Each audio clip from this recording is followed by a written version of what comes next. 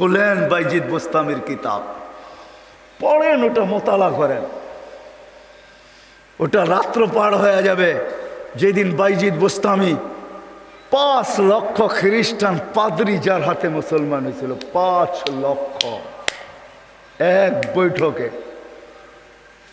স্বপ্নে দেখা হয়েছিল, সমস্ত পাদ্রীদের মিলন মেলা ছিল। স্বপ্নে আল্লাহ দেখাইছিলেন যে বাইজিদ আজকে এদের পোশাক পরা ভিতরে ঢুকা যা, আমি কিছু করতে চাইতেছি। একবার, দুইবার, তিনবার স্বপ্নে দেখছেন। তারপরে ভাবছেন যে ওই পোশাক পরবো তো পরবো কি করা। তা আল্লাহ বলছে বাইজিদ পরানে হেফাজত করবো তো আমিই করব। যা পড়। ওদের পোশাক পরা ভিতরে ঢুকা গেছে। সবচেয়ে বড় পাদ্রী যখন স্টেজে বসছে তো তার চৌকি, তার চেয়ার হেলতে শুরু করছে, মুখ বন্ধ হয়ে গেছে। তো বাইজিদের সমস্ত পাদ্রীরা বলছে আপনি আমাদের পোপ, আপনি আমাদের বড়, আপনার থেকে আমরা জ্ঞান পাই, আমাদের ভিতর আলোকিত হয়, আপনি মুখ দিয়া কথা খোলেন না কেন, বলেন না কেন? তো পাদ্রী বলতেছে বলবো তো বলবো কি করে, এখানে একজন মোহাম্মদী আছে।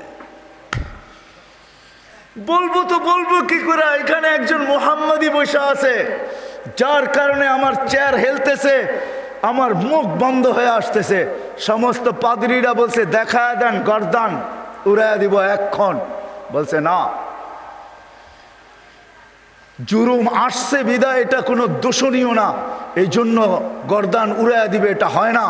আমি একে পরীক্ষা করব, যদি এ পাশ করে তাহলে ছেড়া দিব, আর যদি পাশ না করে তাহলে আর গর্দান উড়াইয়া দিব। 62টা প্রশ্ন করছিলেন, 62টা। কয়টা? কয়টা? কয়টা? 62টা বলার সময় আমার কাছে নাই, একটা বুঝলাম 62টার ভিতরে। বলছিল কুকুর ঘেউঘের ভিতরে কি বলে। 62টা যখন পুরা বলা দিছেন তো জিজ্ঞাসা করছে আমি সত্য বলছি? তো পাদ্রী বলতেছিল সাদাক্তা, তুই সত্য বলছ। বলে তুমি 62টি প্রশ্ন করছো, আমি একটার জবাব, প্রত্যেকটার জবাব দিছি, আমি তোমাকে একটা প্রশ্ন করব, জবাব দিবে? বলে পড়ো, করো প্রশ্ন। বলে আকাশ আর জান্নাতের চাবি কি? আকাশ আর জান্নাতের চাবি কি? বড় পাদ্রী চুপ হয়ে বসে গেছে। 5 লক্ষ পাদ্রী ধরছে যে 62টার জবাব দিছে, আপনি একটার জবাব দিবেন না, তো দিবেন না কেন? বলছে আমি জবাব জানি, দিলে তোমরা আমাকে মানবে না, মানবে এটা আগে বলো। বলছে অবশ্যই আপনি আমাদের বড় পোপ, যা বলবেন আজকে তাই মানবো। বলে জান্নাত আর আকাশের চাবি হইল লা ইলাহা ইল্লাল্লাহ মুহাম্মাদুর রাসূলুল্লাহ। 5 লক্ষ একবারে মুসলমান হয়েছে ওই বাইজিদ বোস্তামি রহমতুল্লাহ আলাইহির হাতে। হায় হায়, আবু হানিফার জানাজা দেখা 90,000 খ্রিস্টান মুসলমান হয়েছে। জানাজা দেখা, মুর্দা দেখা। ইমাম তাইমিয়ার জানাজা দেখা 50,000 খ্রিস্টান মুসলমান হয়েছে। আহমদ ইবনে হাম্বল রহমতুল্লাহ আলাইহি জানাজা দেখা 60,000 খ্রিস্টান মুসলমান হয়েছে। শুধু শুধু আহমদ ইবনে হাম্বল রহমতুল্লাহ আলাইহি বলেন নাই আমাদের জানাজা আমাদের সততার প্রমাণ। আমাদের সততার প্রমাণ হলো যে আমরা যে সত্য, এটার প্রমাণ হলো আমাদের জানাজা। 60,000 খ্রিস্টান মুসলমান হয়েছে মুর্দা দেখা। জিন্দা অবস্থায় কতটি হয়েছে আল্লাহ জানে। তো যেটা আমি বুঝাইতেছিলাম, ওইখানে আছে কুকুর কি বলে বলো। প্রথম শুরু করছে 1 বলো যেটার 2 নাই, 2 বলো যেটার 3 নাই, 3 বলো যেটার 4 নাই, 4 বলো যেটার 5 নাই, 5 বলো যেটার 6 নাই, 6 বলো যেটার 7 নাই। এরকম 62টা প্রশ্ন করছেন। 62টা প্রশ্নের জবাব দিছেন বাইজিদ বুস্তামি রহমতুল্লাহ আলাইহি। আর বাইজিদ এমনি হয় নাই। ওনার আব্বা ছিলেন না। কাহিনী আমি অন্যদিকে চলে যাব। আমরা তো ছেলে পেলেকে বানাইতে চাই না, মাও আজকে বানাইতে চায় না, বাপও বানাইতে চায় না। আমরা বানাইতে চাই দুনিয়ার এডুকেটেড। রাগ হয় না, পায়ে হাত পড়ি। আপনি সাধারণ শিক্ষায় শিক্ষিত করতে চান, ঠিক না? জেনারেল শিক্ষার মানে কি? ডিকশনারিতে কি লেখা আছে জেনারেলের অর্থ বলো? যারা কলেজে পড়ছেন, স্কুলে পড়ছেন, বলেন জেনারেলের অর্থ কি? সাধারণ। সাধারণ কোনোদিন গৌরবের বিষয় হয় না। সাহাবাদের কাছে অসাধারণ ছিল, এই জন্যই তো ম্যাককে অনুগত্য করতে পারতেন। এই জন্যই সমুদ্রের উপর দিয়ে ঘোড়া দৌড়াইতে পারতেন।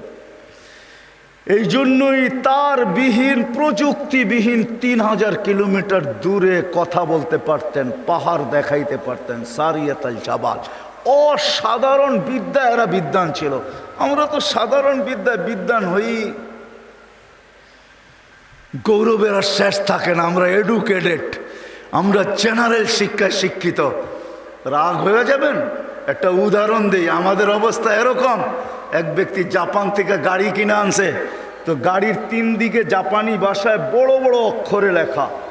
তো সে মনে করছে অনেক কিছু ভালো কথা লেখা হবে, বিদায় এটা কেনার পরে আর মোছে নাই, না মুছেই চালাইতেছে, লেখাটা আর মোছে নাই। একটা ক্রেডিটও তো আছে, ঠিক না? সামনের গ্লাসে তো লেখা যায় না, 3 দিকে লেখা, এটা চালাইতেছে। তো কোনো জাপানিজ আসছে বাংলাদেশে, তো ও আরেক গাড়ি দিয়া যাইতেছে, তো দেখতেছে ওই লেখা গাড়িটা সামনে দিয়া যাইতেছে, 3 দিকেই লেখা। তো মুস্কি মুস্কি হাসতেছে। তর্জমান জিজ্ঞাসা করতেছে, তুই হাসিস কেন?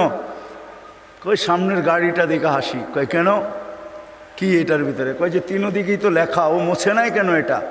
কয় তা তো বলতে পারবো না, ও এটাকে ক্রেডিট মনে করছে, জাপান থেকে লেখা আসছে, এত সুন্দর লেখা, এটা মুছার আর কি দরকার, আমি চালাই না, আমার মতো লেখাওয়ালা গাড়ি তো বাংলাদেশে একটাও নাই, ঠিক না? একটা বাবতও আছে, ঠিক না? পৃথকত্ব তো আছে আমার একটা। তো বলে যে এইটা দেখে হাসতেছি কেন জানিস? এই গাড়ির ভিতরে লেখা আছে তরকারি বেচার গাড়ি। কি লেখা আছে? পিছনেও লেখা তরকারি বেচার গাড়ি, ডাইনেও লেখা তরকারি বেচার গাড়ি, বামেও লেখা তরকারি বেচার গাড়ি। খালি সামনের গ্লাসে লিখতে পারে না, তাইলে লুকিং নষ্ট হয়ে যাবে, কেমনে দেখবে আর কেমনে চালাবে। আমরা আজকে সাধারণ শিক্ষায় শিক্ষিত হয়ে আমরাও গৌরব করতেছি, আমরা বড় এডুকেটেড।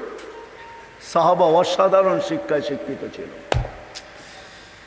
এটা আমার বোঝানোর ইচ্ছা না। বাইজিদ বুস্তামি রহমতুল্লাহ আলাইহ মার কোরবানির কারণে উনি বাইজিদ হয়েছেন, ওই কাহিনীর দিকে নিয়ে যেতে চাই না আপনাদেরকে। আমার হাতেও সময় নাই যে আমি ওই দিকে নিয়ে যাব। উনি ছোট বয়সে বাপ মারা গেছে, মা পরের বাড়িতে কাজ করতেন। 2 দিন পরে ভাবছেন, আমি যদি এইভাবে ছেলেটাকে কোথাও না দিতে পারি তাইলে আমার ছেলেটা হারায়া যাবে। আমি তো মা পরের বাড়িতে কাজ করি।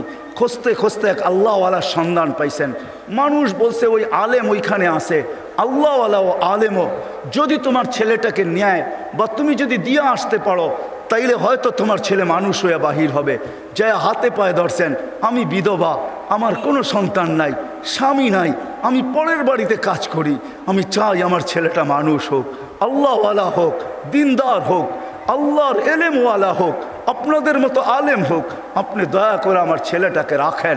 শাইখ রাজি হয়েছে, মা শর্ত দিছে, আপনি আমার ছেলেকে ওই দিন পর্যন্ত বাড়ি পাঠাইতে পারবেন না যতদিন পর্যন্ত আপনার মতো না বানায় দেন। শাইখ অঙ্গীকারবদ্ধ হয়েছেন যে আমি পাঠাবো না যতদিন পর্যন্ত আমার মতো বড় না বানায় দেই। 2-4 দিন পরে মাস গেছে, 2-4 মাস পরে বাইজিদ কাঁদতে শুরু করছে যে সবার বাবা আসে, মা আসে, আমার মা তো পরের বাড়িতে কাজ করে, আমার মা তো আসে না। ও শাইখ আমাকে একটু মাকে দেখতে দেন না। তো শাইখ বলছে, তোমার মার সাথে আমি ওয়াদাবদ্ধ, আমার মতো না বানানো ব্যতীত তোমাকে পাঠাবো না। বলছে না, আমি মাকে দেখতেই চাই। ছোট কচি বাচ্চা, শাইখ তার দিল ভাঙতে চান না। একদিকে ছুটি না দিলে বাচ্চার দিল ভাঙা যায়, যেটা মেড ইন আল্লাহ, আরেকদিকে ছুটি দিলে মার অঙ্গীকার ভাঙা যায়। শাইখ তখন বলছেন, বেটা ছুটি দিতে পারি, এতগুলো সবক যদি তুই আজকে আমাকে শুনাইতে পারিস, কোরআনের এতটুকু যদি মুখস্থ শুনাইতে পারিস। বাইজিদ বুস্তামি কোরআন নিছেন, হাত উঠায় দিছেন, মালিক মাকেই তো দেখতে যাব, কোরআন তো দিলের ভেতরে তুই জমায়া দিবি, তুই না দিলে তো আমি মুখস্থ করতে পারবো না।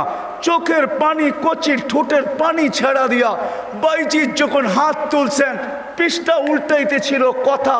কোরআন যেন ভিতরে যেরকম আমরা আমাদের মোবাইলের ভিতরে নেই, ব্লুটুথের মাধ্যমে, শেয়ার হিটের মাধ্যমে, হোয়াটসঅ্যাপের মাধ্যমে সে পৃষ্ঠা উল্টাইতে ছিল, কোরআন তার ভিতরে গাঁথতে ছিল। যতটুক সবক শাইখ দিছে এর চেয়ে বেশি যায় বলছে শাইখ রেডি হয়ে গেছে। বলছে তুমি এটা মুখস্থ করলা, তো করলা কি কইরা? মুচকি হাসি দিয়া বলছে, শাইখ কালাম যার সে বসায় দিছে। তো শাইখ বুঝছে এটা কোনো সাধারণ ছেলে না। ছুটি দিছে, বাড়িতে গেছে, দরজা খটখটাইছে। মা জিজ্ঞাসা করছে ভিতর থেকে কে? বলছে বাইজিৎ। বলছে না, আমার বাইজিৎ আসতে পারে না। আমি তো শাইখকে বলে আসছি বাইজিৎ ওই পর্যন্ত আসবে না, যেই পর্যন্ত শাইখের মতো না হয়, আল্লাহওয়ালা না হয়, আমার বাইজিৎ আসবে না। তুমি আমার বাইজিৎ হতে পারো না। মা দরজা খোলেন নাই। মাও এরকম ছিল। এই জন্যই তো বলে মা যদি ফাতেমা হয় তো সন্তান হাসান হোসাইনি হয়, মা যদি ফাতেমা হয় তো সন্তান আব্দুল কাদের জিলানি হয়। মা যদি এরকম হয় তাইলে ছেলেও বাইজিৎ বুস্তামি হয়। বাইজিৎ ফিরে আসছে, এসে বলছে শাইখ আমাকে আর ছুটি দিবেন না। আম্মা দরজা খোলেন নাই।